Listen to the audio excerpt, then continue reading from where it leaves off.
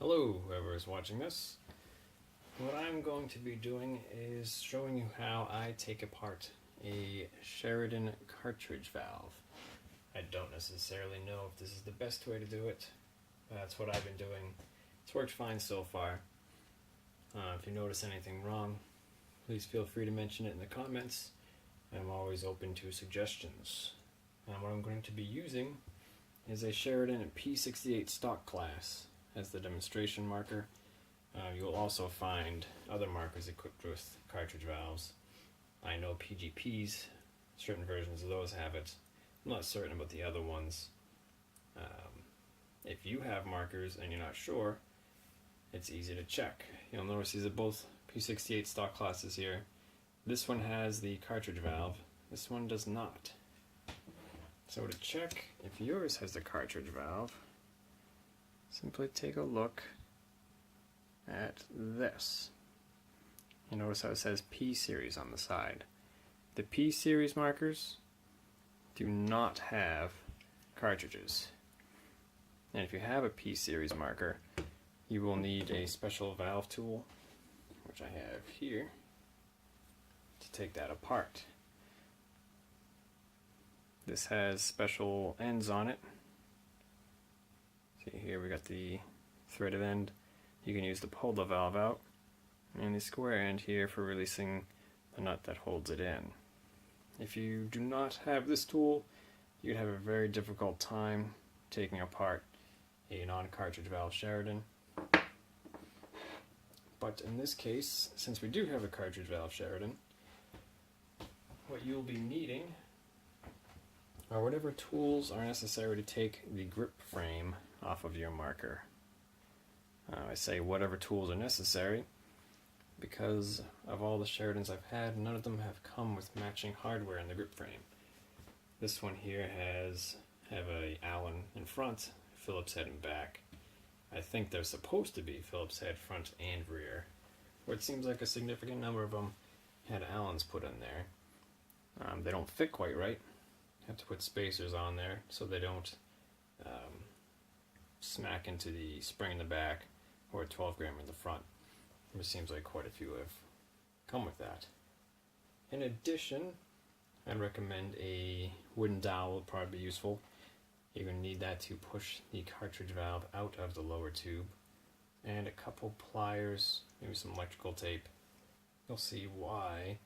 The cartridge valve is made out of brass, and we will have to unscrew it and hopefully not damage it.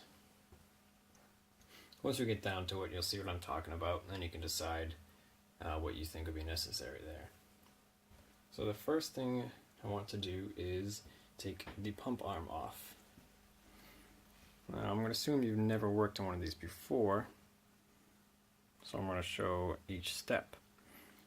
This marker here is equipped with a speed demon bolt. To take the pump arm off of one of these, you pull this release knob here and then flex the rod out the side.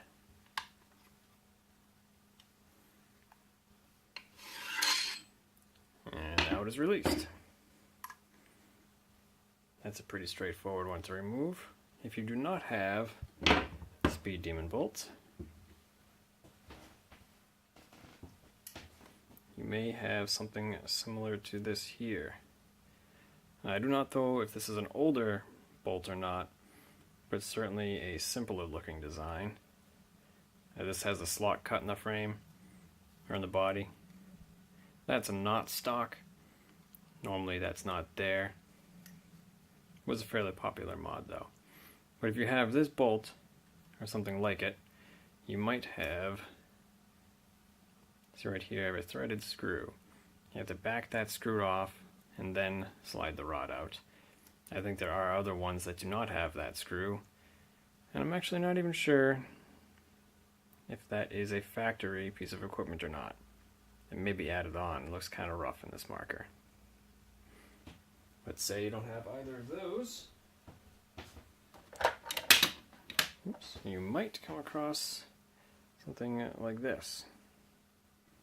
Same idea still, just have the lock screw, but it's in the back Just loosen the lock screw and pop the pump rod right out. Pretty sure any markers you come across will have some variation of one of these bolts.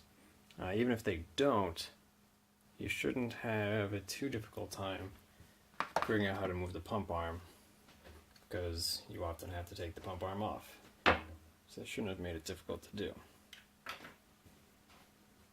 So now the pump arm is off, we need the bolt out of our way, which in this case does not mean removing the bolt. For the speed demon bolt, just pop this back, and what that's going to do is cause these little detents to drop in, and I would just turn this. You see that lug is now rotated out and is clear of the lower tube. If you have the other styles of bolts, you can probably just turn it, but don't try and force it. Occasionally the lugs, or the BBs, these can get stuck, and you really don't want to destroy this upper tube. If that happens, I would look up. I haven't dealt with it, so I tried looking up what to do when those BBs get stuck. So that is out of the way. Next thing I will be doing is pulling the grip frame off. So you do not actually have to remove this back screw. I prefer doing it.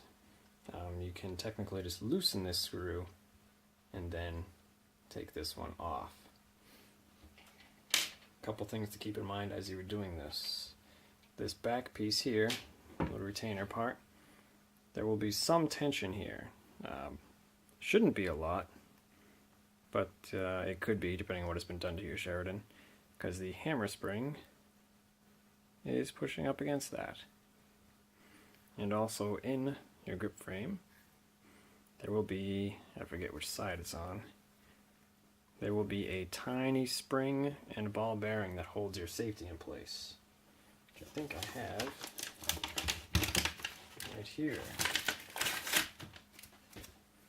You'll have something like these little tiny guys in there. The reason I have these is because I lost mine. I got them from Paintball.com. I actually got most of my Sheridan parts from there.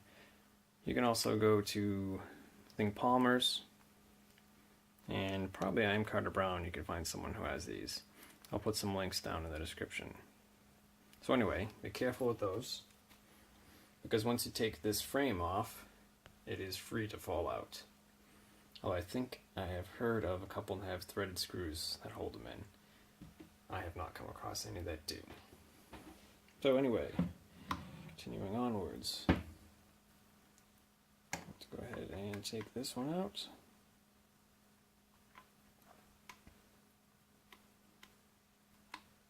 Kind of working through the camera stand here, so I might bump it. This comes out. And notice this is a sort of, pretty sure, homemade velocity adjuster thing going on. It doesn't work because they didn't put a little spring insert there. So that just screws in and out without ever pushing on the spring. I think that was another common mod. You'll see a few variations of that. Some better done than others. And we have our spring and a hammer in there. Pop the spring out. I believe the hammer will still be kind of stuck in there because of the sear in the grip frame. So I'm going to go ahead and remove the front screw. Mine has this nice little, I do like this, even though it's not technically correct. Someone replaced the Allen screw, replaced the Phillips with the Allen, and then drilled a hole in the frame here to get to it. You might want the angled screwdriver if you still have the Phillips head there, and you do not want to scratch your frame. Now that it's out of the way, with our hammer sitting right there, pop that right out. Now we are actually already down to our cartridge valve.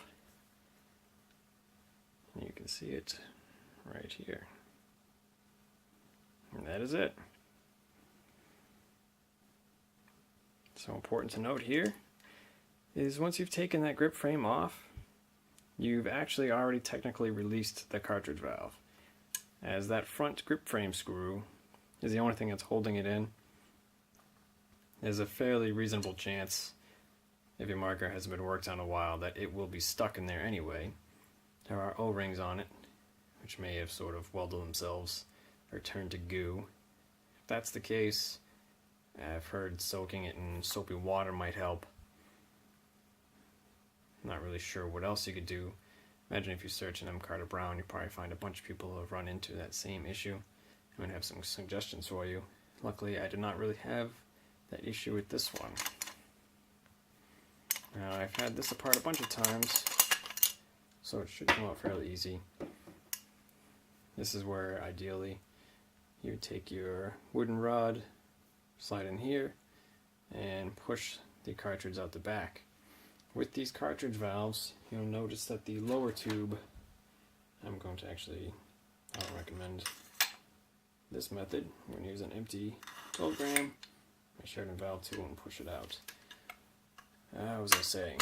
With these cartridge valve Sheridans, you'll notice that the lower tube is empty besides the cartridge.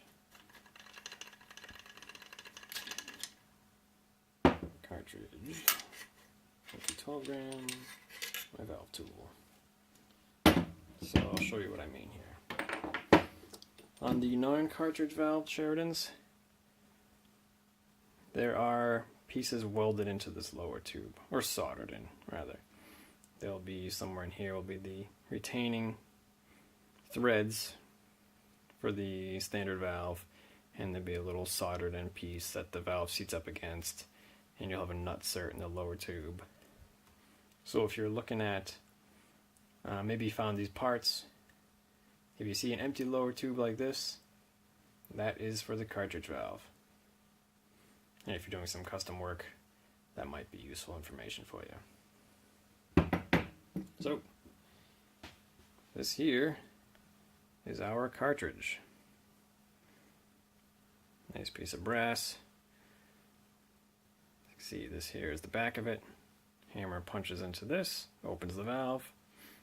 The air flows out here, out through the bolt. Up front here, we have our 12 gram face seal, which is a common part to leak. On the sides there are two O-rings, one here and here. These probably, if your valve is leaking and you took it apart and just replaced these O-rings, that should not help. If it seems like it did, I don't know why. These are pretty much only under pressure when you fire the marker. And actually, once I take this apart, you'll see why that is. So if you're going to take this apart and you find that you can't get this assembly apart and just replace these O-rings, I don't think that was worth your time. Try and get this thing apart. So that said, this is actually three pieces.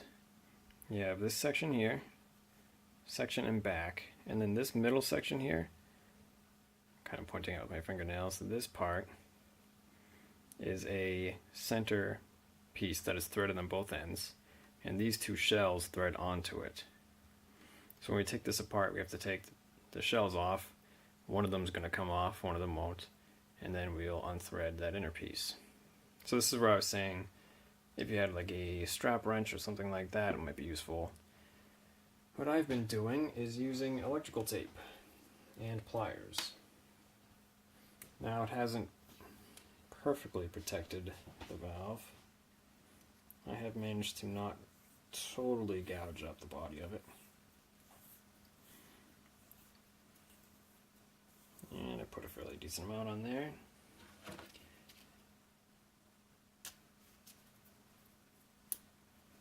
There. And here.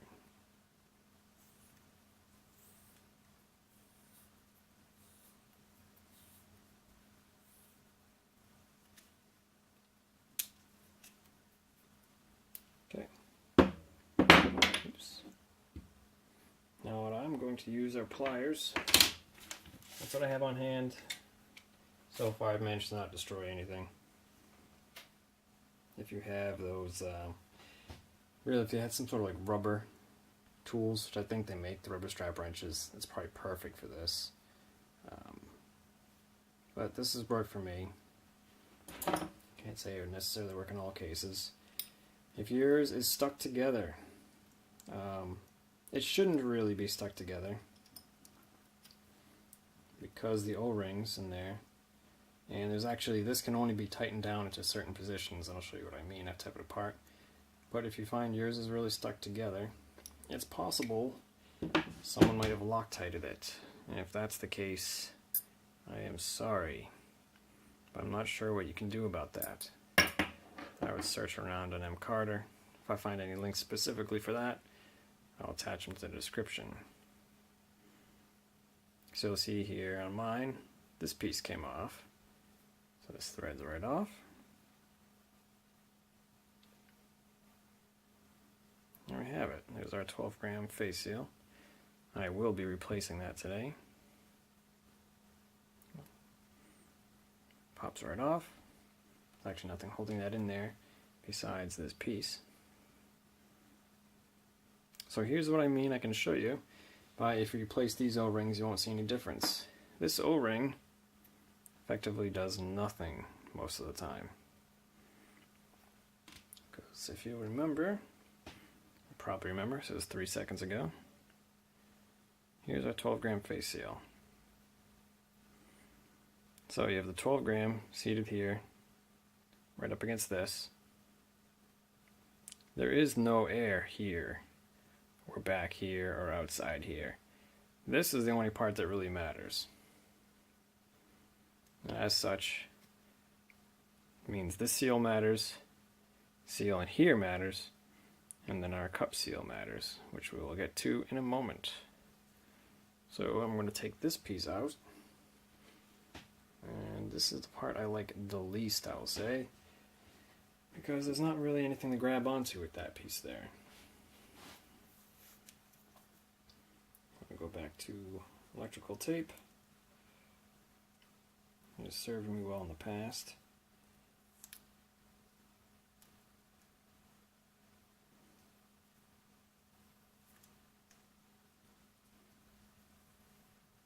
Doesn't really matter if you get it onto both pieces. Odds are, once you put some pliers on it, you are stronger than the electrical tape.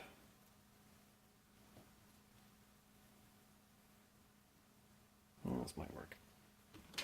If I destroy this one, you'll know what not to do. So, same as before. I didn't do a very good job with that electrical tape.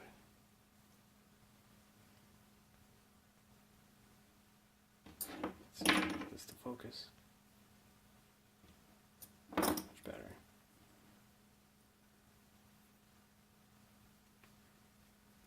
Alright, mine came apart extremely easy. Or did it? Nope, it did not.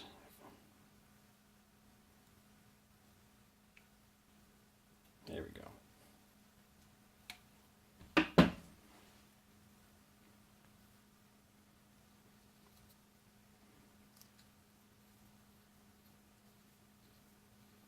Now, as you unscrew this, there is a spring in here. Watch out for that.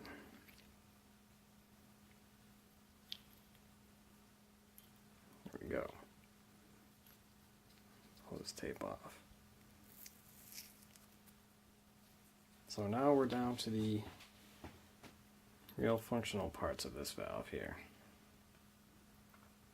So this is the O-ring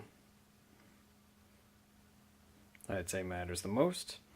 I have seen on eBay, I've seen a couple people selling Sheridan PA series rebuild kits, which should have that O-ring. Will probably have the 12-gram seal, and it should have your cup seal. Now what's nice with the cup seal is that is the same as is used in the non-cartridge valve Sheridans. So that part you can acquire easily. I got mine, as before, I got, I think all of mine from Bocce Paintball. This one's actually an old one I had lying around. But he has new old stock. You can also go to Palmer's and get one of their own valves. So looking closer in here. Here's what the inside looks like. Cup seal basically just seats in there.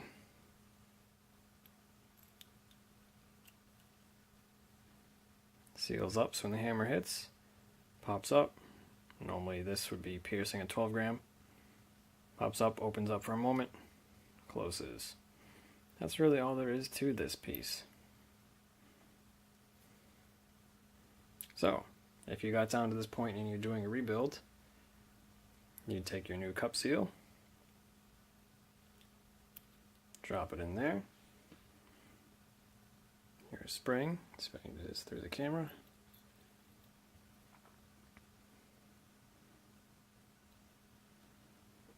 Take your front piece, pop on the new O-ring.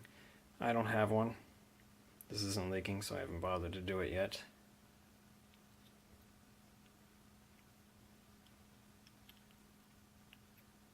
Slide that in. Hand thread this together. There we go. So this is the part. When you tighten this down, what I've been doing is I specifically tighten, no matter how it came apart, whichever on yours maybe the side came off first, tighten these two pieces together first because they're the only ones that matter. This other part here, this pretty much is just retaining your 12 gram seal, and it replaces the nut cert. You have the threads that hold your front grip on, or your front frame screw. That's all this thing does. And due to the way this is designed, you have to line these up. The front and back have to be lined up a certain way. So I want to make sure that this part is snug and this O-ring is sealed up before you do that. Now I'm going to try and do my electrical tape thing again. Which didn't work out so well previously. Now, what would have been nice is if they put flats really anywhere. If they put flats anywhere on this thing, would have been nice. But they didn't, so this is what I'm going to be doing.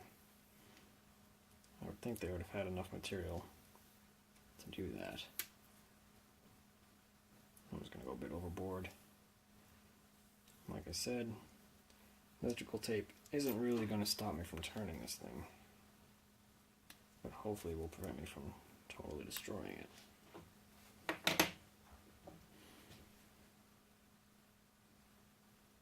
Make sure I actually grab the right part. Nice and snug.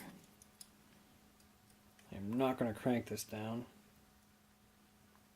I just want it to be snug is all. So I know the O-ring is compressed. I am content that right there is good.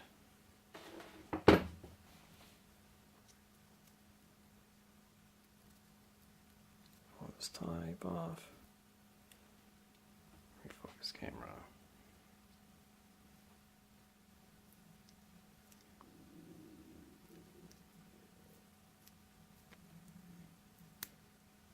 Now you can see both I and probably previous people have managed to scratch this up a bit. I don't think it really matters a whole heck of a lot. I really don't want to destroy it. I'm not too concerned about it. So I'm going to take somewhere around here. There it is. A brand new 12 gram seal.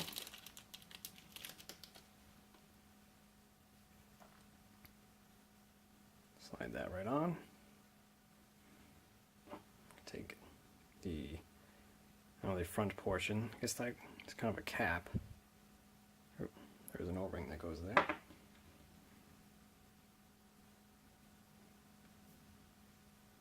Slide the O-ring on. Thread this cap on. Just kind of snug it up. Now, here's where alignment matters. I'll pull off the tape so I can show you better. Remember earlier, in the back here is the hole that is actually the outlet for this valve. This outlet has to point straight up into the top tube of the marker. And on this piece here is the threaded hole for your grip, which has to point straight down. And you notice I'm in kind of a disappointing position there. My front one is turned too far. So what I'm going to do is just leave it slightly loose. That's why I was talking about tightening down this middle piece first, because I'm most concerned about this portion being sealed up more than I am this O-ring here being compressed tightly. So I'm actually not going to crank that down with pliers. Go ahead and take the tape off of here.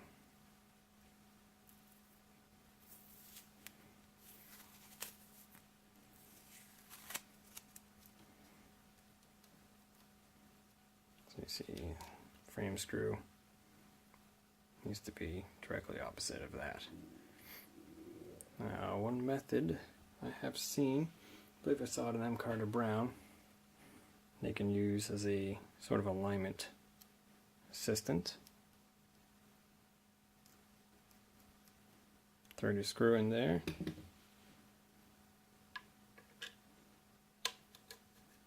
Slide the valve in.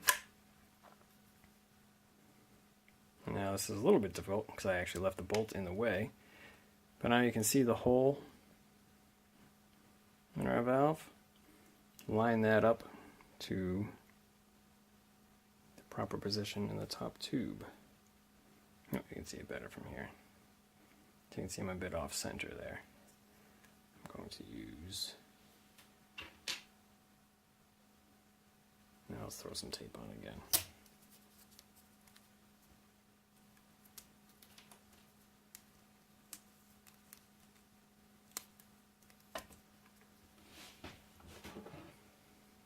Again, this might not be the best way to do it. I just haven't really seen any other information on how to disassemble this valve.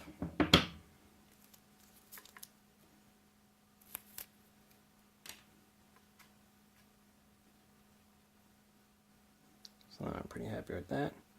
The hole in the top is nice and straight. The top tube, I do kind of wish that the alignment was better here, and the front was not quite so loose. There might be some kind of happy medium there. Maybe you don't bother tightening down the front like I did, and you just put the whole thing together and then tighten it from the front and back. But I'm really not sure. So, this is now ready to go. If you got the rebuild kit, you probably also got these O-rings here. You would have put that one in already. This one you just use a pick, pop it off, replace. Now I'm going to go ahead and put this back in the marker. So I've been inserting it from the back of the tube, back the way it came out. It's possible that the more correct way to do it would be from the front. I only say that because you'd avoid the O-rings passing through any cuts. But I haven't really had any issue with it. So I'm going to insert this.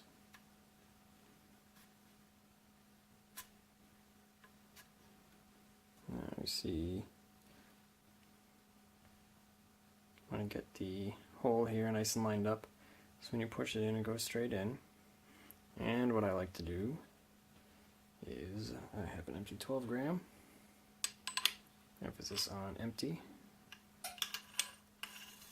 drop that in, start that, make sure you don't put all the way in, refocus, and finish pushing the valve in. And this is actually kind of a nice place for the Sheridan valve tool, because you have the hole in the back. This will probably move rather suddenly, so be careful not to cut your hand.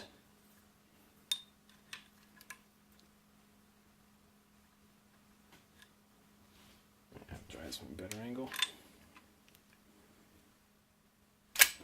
There we go. That's what I'm saying. Try not to cut your hand on this thing. I've done it before. I actually cut my hands on lots of things. But that's besides the point. I noticed I kind of twisted that a bit.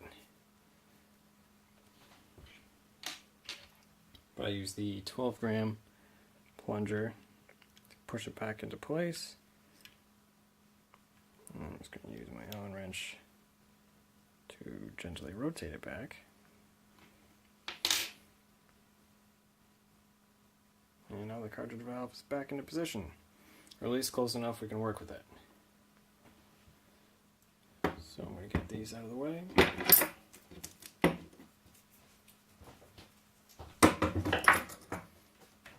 And now I will put the grip frame back on. Line this up. Snug it down the front. Do not fully tighten that down yet. Not that this ever really needs to be that tight. Leave it a little bit loose, because you'll notice we can actually use the frame to shift the valve slightly if needed. Let's refocus. Drop the hammer in the back.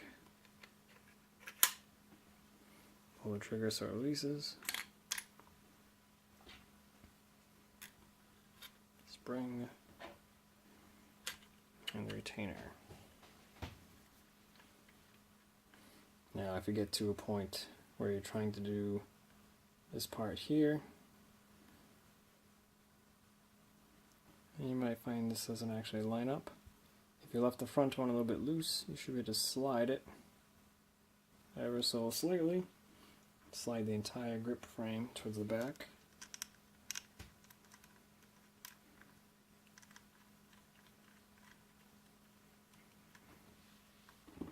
Now I'm going to go ahead and snug these down, say they're done.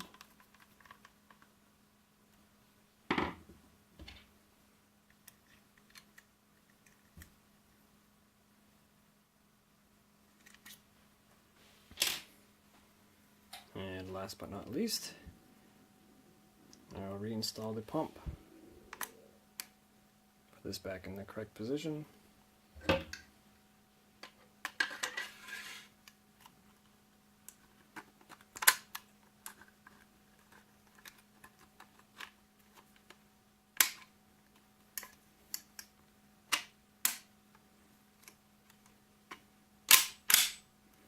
There we go. So like I said, I don't know if this was necessarily the best way to go about this job. It does work. I haven't had any issues with it. This marker does not leak, or it didn't, up until now. We shall see.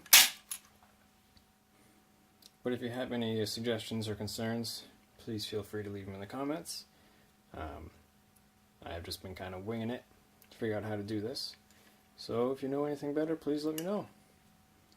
Thank you, and have fun working on your Sheridan.